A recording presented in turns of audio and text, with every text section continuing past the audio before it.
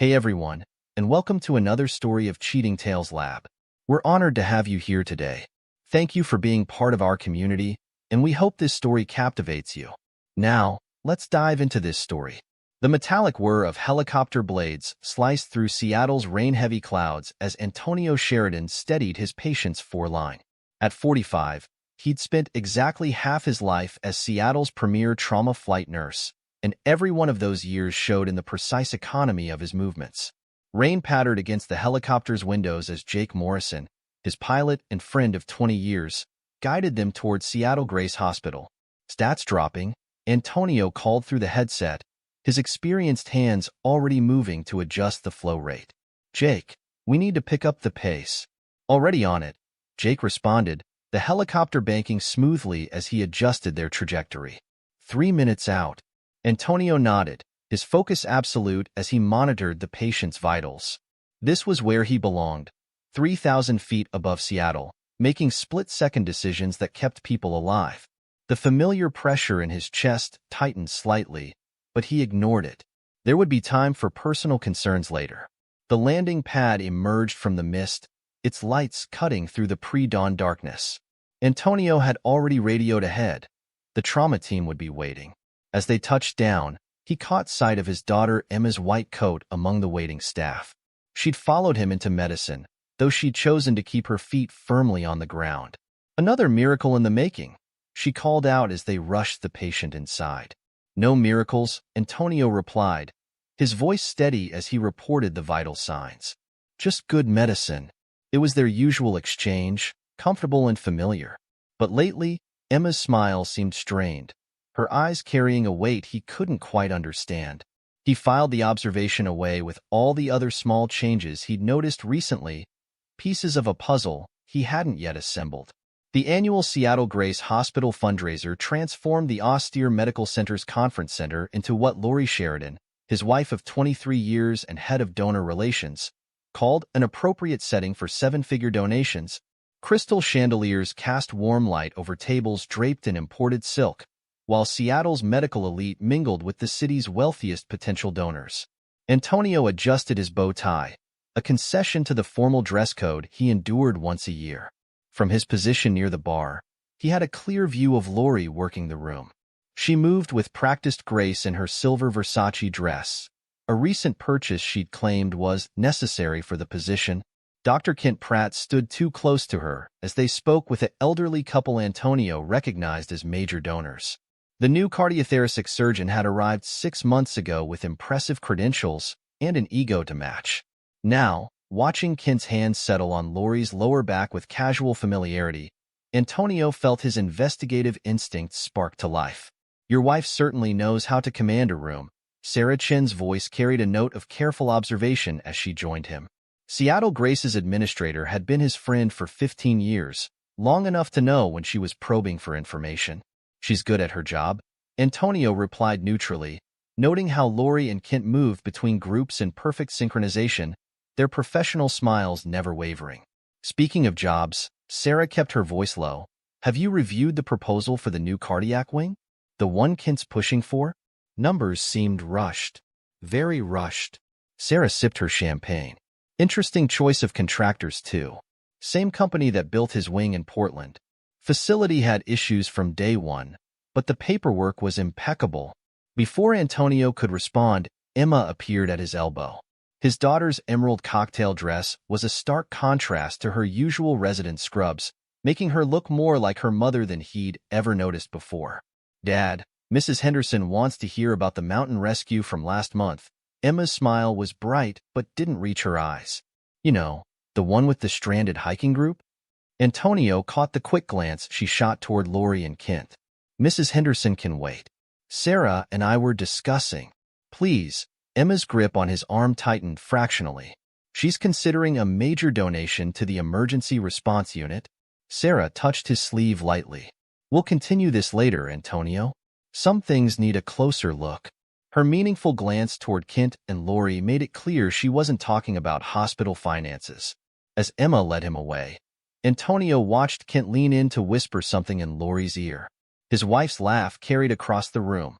the same practice sound she used when convincing donors to add zeros to their checks. The rest of the evening followed a pattern. Every time Antonio moved toward Lori and Kent, Emma appeared with another donor who urgently needed to hear his stories. By the time the last guest departed, he'd cataloged 27 instances of unnecessary physical contact between his wife and the surgeon, 15 secretive whispers, and 4 moments when they disappeared briefly from the room within minutes of each other. The drive home was silent, Lori claiming a headache and retiring immediately to their bedroom. Antonio stayed in his study, reviewing hospital documents Sarah had quietly passed him earlier. The numbers for the cardiac wing didn't add up, cost projections were inflated, equipment requests excessive, and the timeline suspiciously accelerated. His chest tightened as he worked, the pain sharper than usual. Another item for his growing list of concerns, filed away with his wife's recent changed behaviors and his daughter's strange anxiety. The following weeks brought a parade of closed-door meetings Lori claimed were donor consultations. Antonio used the time to investigate, his years of emergency response work making him methodical in gathering information. The contractor's bid is 40% higher than market rate, Jake confirmed over coffee in the pilot's lounge between flights. Same pattern as Portland, according to my contacts there. Antonio rubbed his chest absently. Sarah mentioned unusual consultation patterns in the cardiac unit. Private meetings not logged in the official schedule. Speaking of unusual, Jake leaned forward, voice low. You seen the maintenance contracts for the new equipment Kent's requesting? Companies I've never heard of. Terms that make no sense for a hospital our size. Their discussion ended with the emergency alert. Minutes later, they were airborne, heading toward a multi-car pileup on Interstate 5. Antonio pushed personal concerns aside, focusing on the information coming through his headset. The chest pain struck during patient assessment. One moment he was checking pupillary response. The next device clamped around his heart. The pin light clattered to the helicopter floor as pain shot down his left arm. Antonio? Jake's voice seemed distant through the roaring in his ears. Left, chest. Antonio managed, training taking over even as his vision grayed. Radiating arm. Jake's response was immediate. Seattle Grace, Life Flight 7 declaring medical emergency. Flight nurse having severe chest pain, possible MI. Diverting for immediate landing. Antonio fumbled with his Garmin medical watch. Standard equipment Jake had insisted on after too many disputed in-flight decisions. Through the growing haze, he activated the recording feature, years of handling complicated cases having taught him to document everything. The last thing he saw before consciousness faded was Lori's face as they wheeled him into the ER. Her expression wasn't panic or concern. It was calculated satisfaction as she typed rapidly on her phone. Kent will take excellent care of everything, she said, voice carrying a note of anticipation that sent chills through Antonio's fading awareness. He's the best after all. As darkness claimed him, he heard Kent Pratt's authoritative voice. I'm taking this case. Cancel the on-call, surgeon. Recovery brought a steady stream of suspicious activities.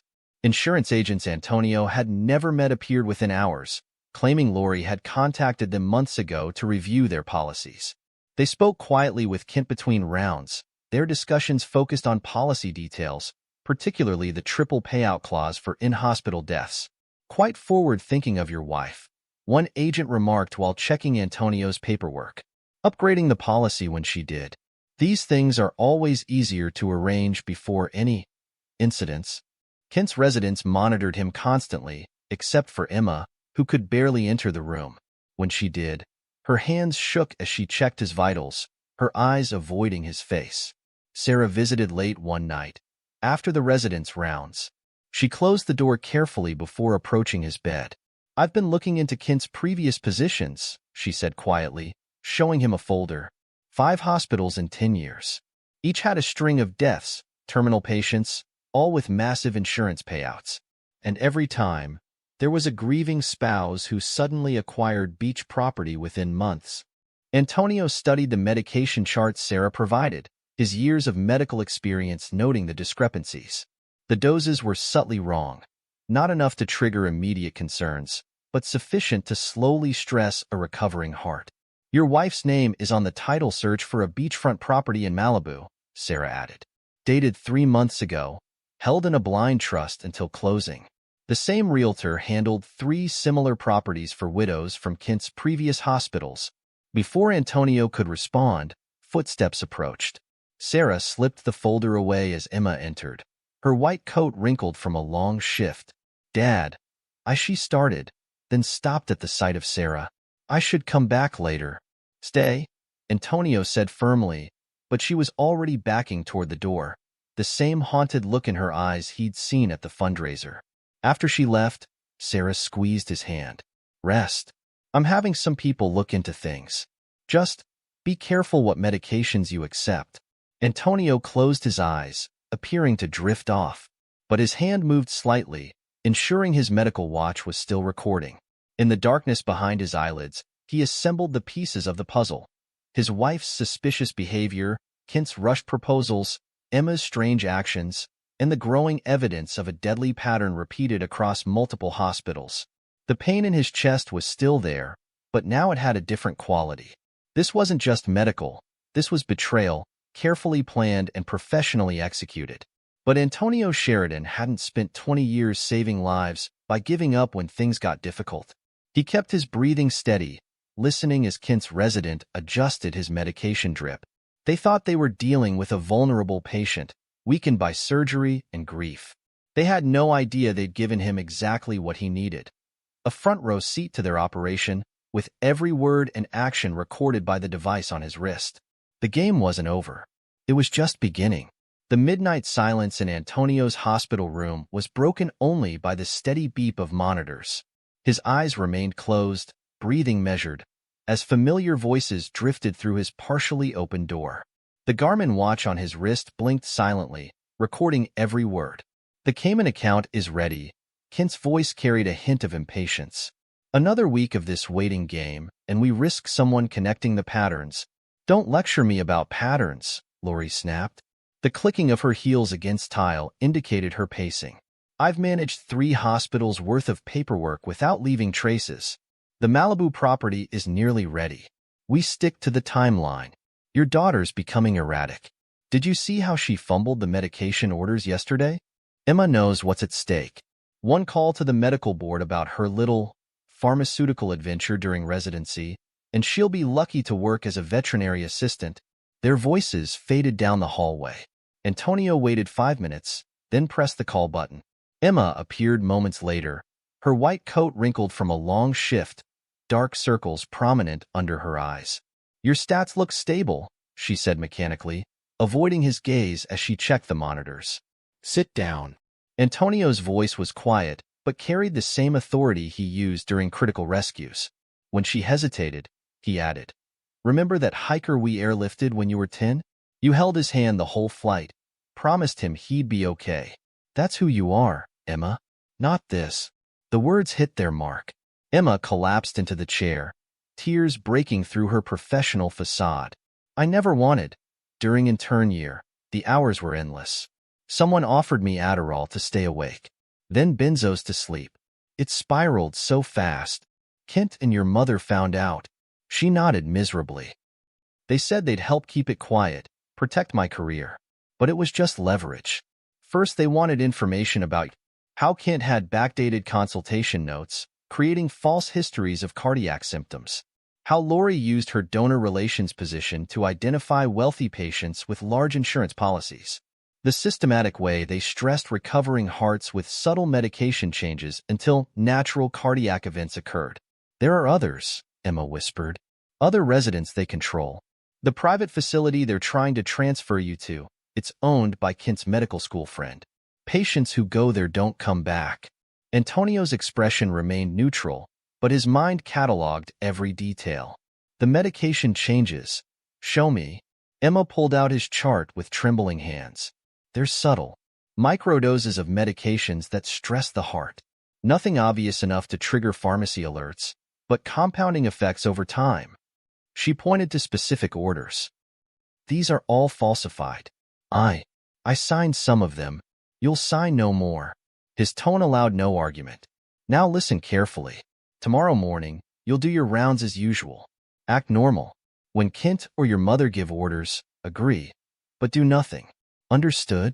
She nodded, wiping her eyes. Dad, I'm so... Save it. He cut her off. Redemption comes through actions, not words. Go. After she left, Antonio activated his phone. The call was answered on the first ring. Jake. Time to call in that favor from Reuben Benton. The next morning brought a flurry of activity. Jake arrived early, carrying coffee and a thick folder of flight logs. Reuben's on board, he reported quietly. Been wanting to nail Kent since his Portland days. I've got documentation of every suspicious patient transfer over the last 6 months. All terminal patients, all wealthy, all dead within days of reaching his friend's private facility. Good. Antonio reviewed the logs. Sarah's blocking their attempt to transfer me there. They'll try something else. As if on cue, Lori swept in, designer heels clicking against tile. Her smile was practiced, predatory. Darling, we've been discussing your care options. Kent knows an excellent private facility. Request denied. Sarachin entered behind her, hospital administrator's badge prominent. Hospital policy requires peer review for high-risk transfers. Dr. Peterson will be taking over Antonio's care. Kent appeared in the doorway, his usual smooth confidence cracking slightly. As department head, Sarah's voice could have cut steel.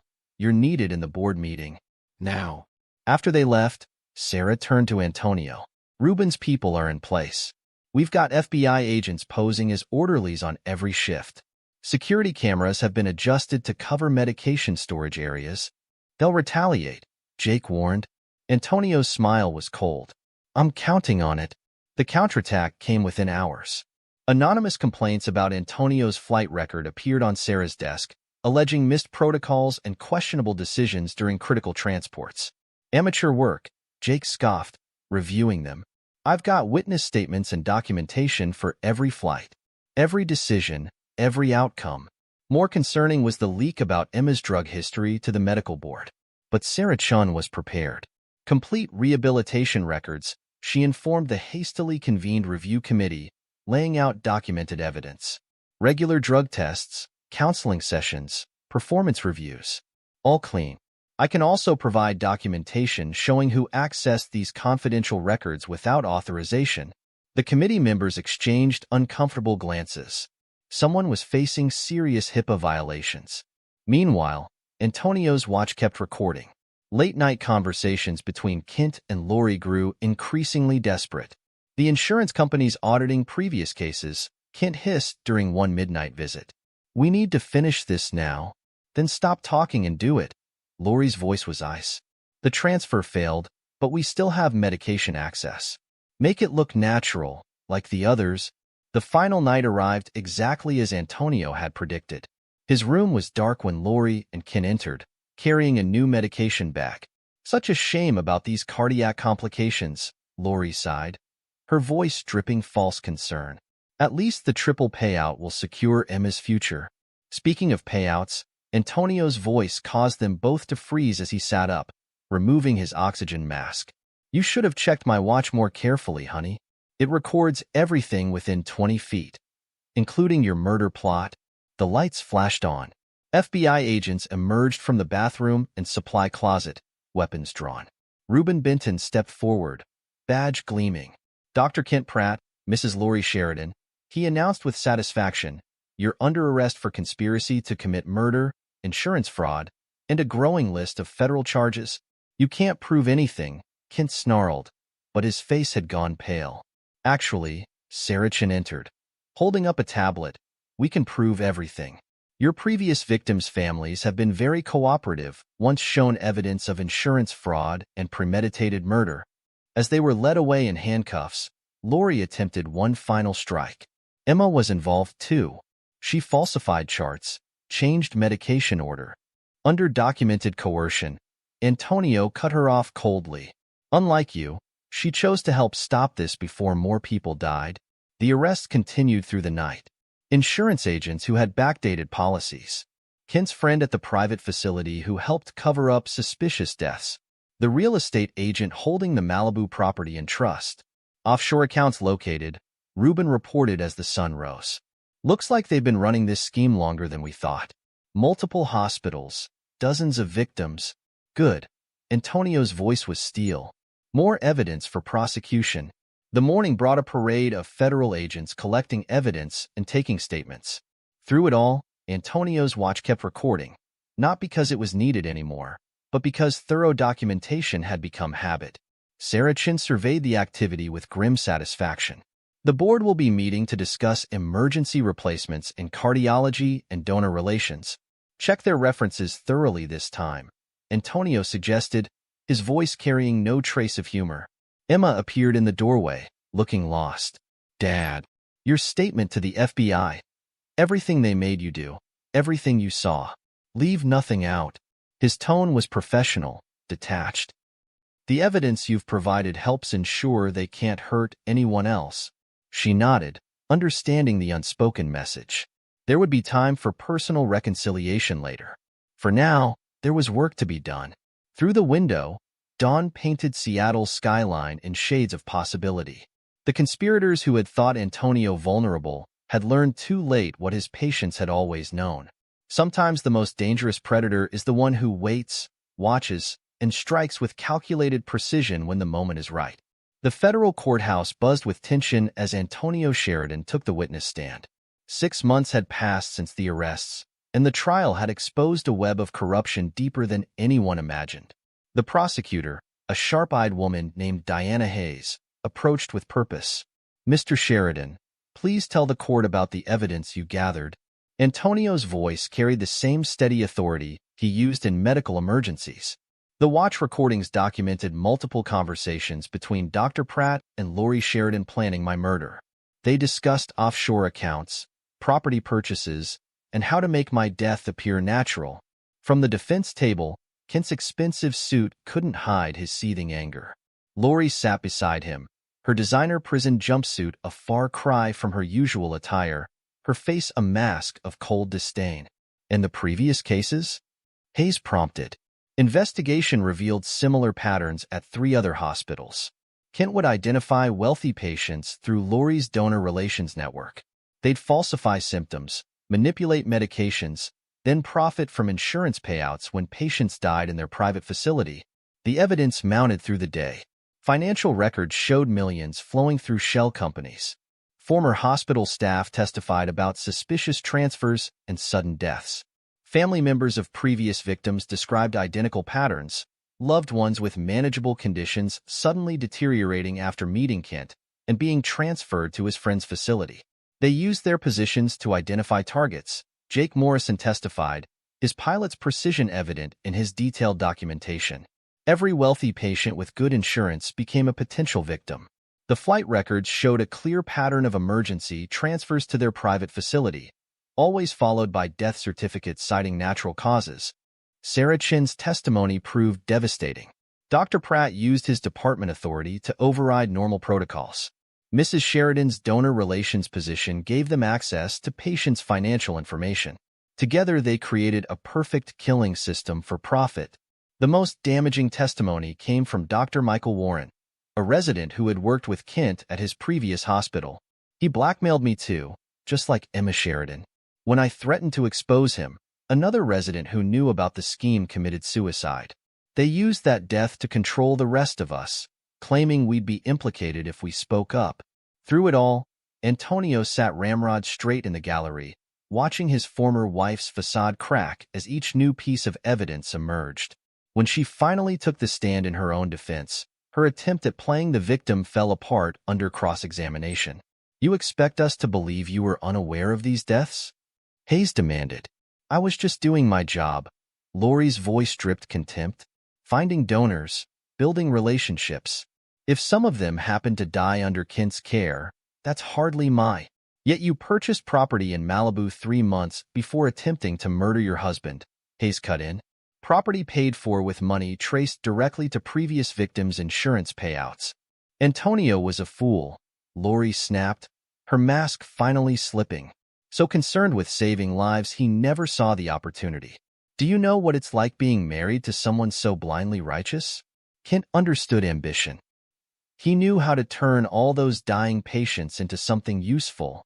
The jury took less than 6 hours to reach a verdict. Kent stood arrogantly as the forewoman read the charges, his confidence crumbling with each guilty. 30 years for conspiracy to commit murder. 30 more for the deaths at previous hospitals. Additional decades for fraud, racketeering, and money laundering. Lori's sentencing came next. She remained coldly composed until the judge spoke. Your actions betray not just your marriage vows, but the fundamental trust between medical institutions and the public, he declared. You used your position to identify victims, exploited families at their most vulnerable, and attempted to murder your own husband for profit. 30 years seems insufficient, but it's the maximum I can impose. As they were led away, Lori turned to Antonio. I hope you're satisfied with your moral victory. Was it worth destroying everything we built? Antonio's response was calm, measured, and final. We built nothing. I saved lives while you plotted deaths. The only difference is now everyone knows exactly what you are. The aftermath brought changes. Emma testified about her coerced involvement in exchange for immunity. Her voice shook as she detailed how they'd exploited her addiction and threatened her career. I started using Adderall during intern year, she admitted to the court. Kent found out, offered to help keep it quiet. Then they started small, asking me to adjust medication orders, sign off on chart changes. When I realized what was happening to the patients, they threatened to expose my drug history, said I was already implicated, would lose my medical license.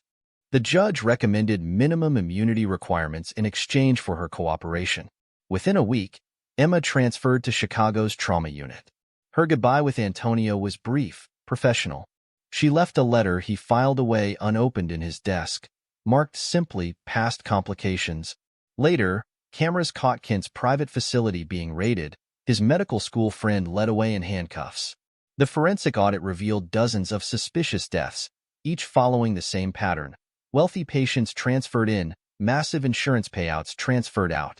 They found offshore accounts totaling millions, Sarah Chin reported, reviewing the final case files in Antonio's office. Every victim's insurance payout, every property deal, all perfectly documented by their own greed. And the Malibu property? Antonio asked, though he already knew. Seized along with everything else.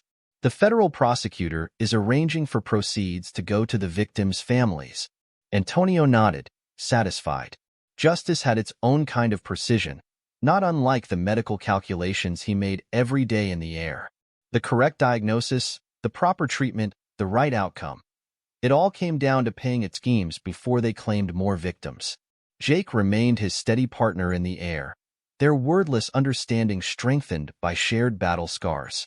They never discussed the trial, but their flight logs became even more detailed, every decision documented with meticulous care. Antonio's legitimate insurance payout could have bought beachfront property in any exclusive neighborhood. Instead, he chose a modest house on Oregon's quiet coast, far from Malibu's pretension.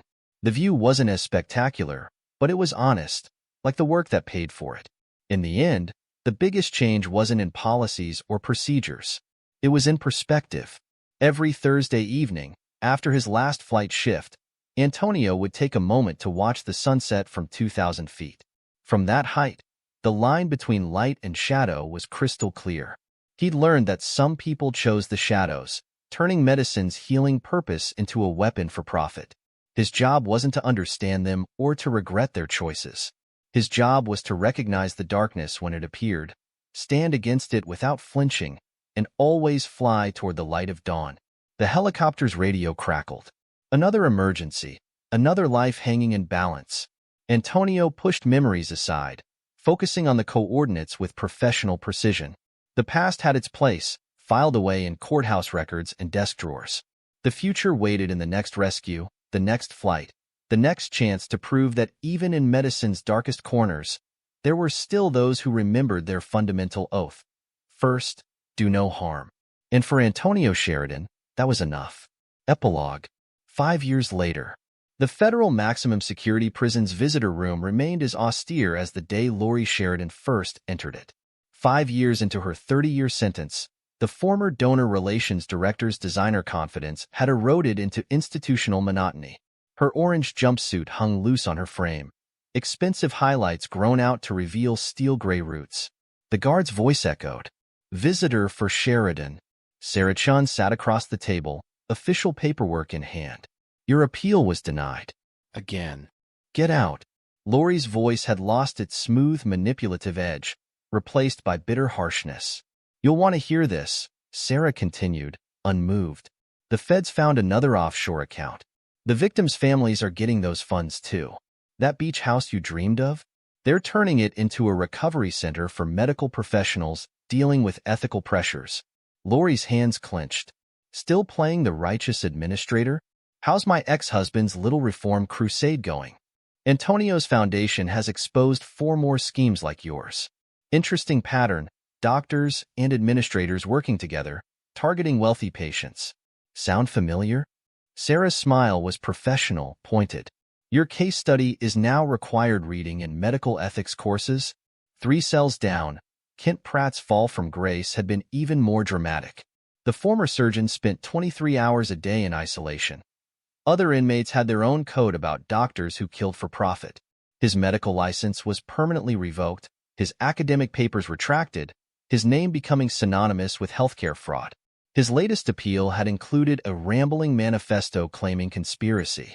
The judge's response was brief. Petition denied. Kent's former medical school friend, serving 20 years for his role in the private facility deaths, had turned state's evidence, providing details of even more victims. Meanwhile, Seattle Grace Hospital had transformed. Antonio's trauma flight program now included intensive ethics training. Every new flight nurse learned not just medical procedures, but warning signs of institutional corruption. Your primary duty is to your patients, he told each class, his voice carrying the weight of experience. Politics, profit, pressure. None of that matters at 2,000 feet with a life in your hands. Jake Morrison, still his pilot after 25 years, would add his own lessons. Document everything. Trust your instincts. And if something feels wrong, it probably is. Their partnership had become legendary in emergency response circles. Each flight logged with military precision, every decision documented, creating an unbreakable chain of accountability. Sarah Chin's retirement from hospital administration hadn't slowed her down. The foundation she and Antonio started had grown into a national watchdog organization. They provided anonymous reporting systems, legal support, and protection for medical professionals facing ethical dilemmas. We lost 2 residents to suicide because they felt trapped, she reminded oversight committees. That never happens again. Emma found her own path to redemption in Chicago. Rising to chief resident, she channeled her experience into protecting new doctors from similar exploitation. Her trauma unit became known for both medical excellence and ethical integrity. Her monthly letters to Antonio continued, still filed unopened in his desk, but recently, he'd moved them to a new box labeled Future Considerations. Some wounds healed enough to examine, given time. The Oregon Coast House proved perfect for Antonio's needs. Close enough to his flight duties, far enough from painful memories. On clear evenings, he'd watch the sunset from his deck, the same time he used to view it from the helicopter. The final ironies proved fitting. Lori's carefully hidden funds now supported whistleblower programs. Kent's private facility became a treatment center for impaired medical professionals. Their elaborate scheme to profit from death instead strengthened protections for life. Prison reports showed their true characters. Lori attempted to manipulate other inmates, only to find her tactics useless in a world where designer smiles meant nothing. Kent's arrogance crumbled into paranoid isolation, his surgeon's hands now used only to write failed appeals. They aged separately, similarly. Each court rejection, each seized asset, each new revelation of their crimes stripped away more of their carefully constructed facades. The beautiful socialite and ambitious surgeon reduced to cautionary tales in medical ethics lectures. Their victims' families found different forms of closure. Some used the recovered funds for medical scholarships. Others established patient advocacy programs. All ensured their loved ones' deaths served to protect future patients. Antonio's foundation grew beyond its origins. They trained hospital staff to recognize warning signs, provided legal resources for ethical challenges, and maintained a database of suspicious patterns in patient care. The system only works if we protect those who protect patients, he would tell medical boards. His testimony helped pass legislation strengthening whistleblower protections in healthcare. Jake still flew their regular routes, their weekly sunset flights now a tradition. They'd added a third seat for training new flight nurses, passing on lessons learned at terrible cost. Sarah Chin's oversight committees expanded nationally. Corruption thrives in shadows, she testified before medical boards. Our job is to keep the lights on. Emma's trauma unit in Chicago became a model program, combining intensive medical training with ethical leadership. Her residents learned early that moral courage was as vital as medical skill. The desk box of her letters remained ready. When the time came to open them, Antonio knew the conversations would be about future healing, not past wounds. The final word came through official channels. Lori and Kent's last appeal had been rejected. The court's language was unmistakable. They would serve every day of their 30 years. In his Oregon home, Antonio filed the notice without comment. Tomorrow would bring new flights, new patients, new chances to prove that medicine's highest purpose remained unchanged. To heal, to protect, to serve life rather than profit from death. The helicopter waited on its pad, blades ready to turn, Jake checking the pre-flight list with characteristic precision. Another trauma call, another life hanging in balance. Some chose darkness, others chose light. Antonio Sheridan had always known which way to fly. This is where our story comes to an end. Share your thoughts in the comment section. Thanks for your time. If you enjoy the story, please subscribe to this channel. Click on the video you see on the screen, and I will see you there.